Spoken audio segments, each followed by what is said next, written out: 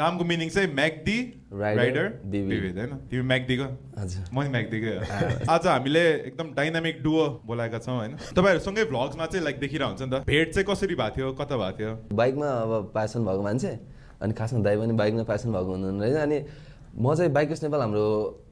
cross access सोरुममा गइरहेको थिएँ अनि उहाँले पछि पासाङ दाइको साथी हुनुहुन्न रहेछ क्या बाइक किन्नु भयो अनि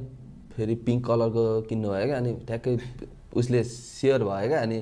ल बाइक केमा यसो हेरेको होइन मलाई त्यो केमा आएको थियो त्यो हुन्छ नि पिपल मे यु नो त्यस्तोमा आएको थियो अनि यसो हेरेको ब्लु टिक छ बा को रहेछ बुढा भनेर होइन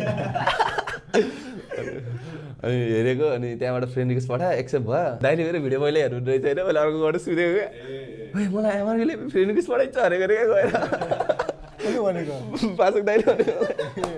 ए मेरो भाइ पासक दाइले भनेको अरे अनि फेरि म पोखरामा उहाँको सोरुम छ कि टिएफटीको मिड टाउनमा अनि म त्यही कफी खान जान्थेँ अनि मलाई त्यस्तो मलाई लेदरको बारेमा म त्यो पहिलेदेखि नलाउने भने क्या लेदरको खासै त्यो उस नभएर अनि ध्यान पनि भएन अनि के त्यो आइडिया पनि भएन अनि उहाँको टिएफटी भन्ने पनि थाहा थिएन पछि चिनेको अनि त्यहीँ कफी खान जान्थेँ म त्यहीँ अगाडि थियो तर वास्तै हुन्थेन त्यहाँ आउनु भयो रहेछ कि सोरुममा अनि यसो हेरेको अनि मुसुक्क हाँस्यो